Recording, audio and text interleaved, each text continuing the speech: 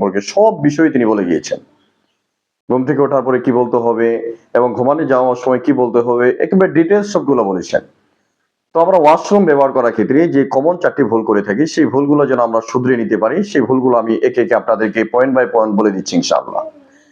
1 number, bathroom use করার ক্ষেত্রে বা ওয়াশরুম ইউজ করার ক্ষেত্রে আমরা যে ভুলটা কখনো করব না, সেটি হচ্ছে যে আমরা ওয়াশরুম ব্যবহার করার ক্ষেত্রে যদি সেটা ঘরে অ্যাটাচড হয় বা বাইরে হোক না কেন, যেখানে হোক না কেন, প্রথমে আমরা বাম পা দিয়ে ওয়াশরুমে প্রবেশ করব।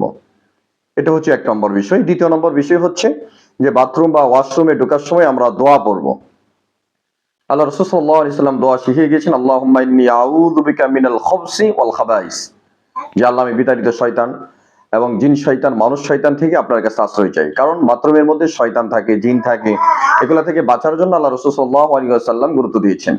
3য় নম্বর হচ্ছে যে আমরা বাথরুম ইউজ করার সময় অনেকেই আমরা দোয়া কাপড় দিয়ে মাথা ঢাকি না, কারণ এই সময় জিন থাকে বা বিভিন্ন ধরনের উচ্ছৃঙ্খল জিনিস বাথরুমের মধ্যে থাকে। এই জন্য বাথরুম ব্যবহার করার সময় মাথা ঢেকে রাখা, বিশেষ করে মা বোন থেকে শুরু করে পুরুষ যারা রয়েছেন তারা টুপির মাধ্যমে বাথরুমে প্রবেশ করা। সর্বশেষ বাথরুম থেকে বের হওয়ার সময় দোয়া করা, গফরানাকা আলহামদুলিল্লাহিল্লাযী আযহাবা আন্নিল আযা ওয়া আফানি। যে আল্লাহ, আমার থেকে যে কষ্ট ছিল, যে নাপাক ছিল, সেটাকে দূর করেছেন, এই জন্য আপনার জন্য শুকরিয়া জ্ঞাপন করছি। এই 4টা কাজ। কারণ দেখা যাচ্ছে সাদ রাদিয়াল্লাহু তাআলার মতো ব্যক্তি একজন বড় সাহাবা, জলিল কদর সাহাবা ছিলেন, তাকে বাথরুমে জিনরা হত্যা করেছিল। এই জন্য ওয়াশরুমের মধ্যে অনর্থক কোনো সময় না কাটানো, সেখানে আপনার যতটুকু প্রয়োজন আর কি ওয়াশরুমে থাকার, ততটুকু সময় সেখানে ব্যবহার করা এবং এই আদবগুলোর দিকে অবশ্যই খেয়াল রাখা, কারণ এটা হলো নিকৃষ্ট জায়গা।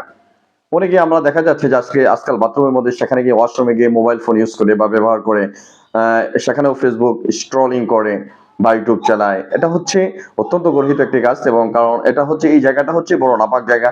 এখান থেকে যত দ্রুত গতিতে বের হওয়া যায়, এটাই হচ্ছে আমাদের জন্য সবচেয়ে উত্তম। আল্লাহ তাআলা আমাদেরকে এই 4টা কথার উপর আমল করা তৌফিক দান করেন। এই আশাবাদ ব্যক্ত করে আজ শেষ করছি। আসসালামু আলাইকুম ওয়া রাহমাতুল্লাহি ওয়া বারাকাতুহু।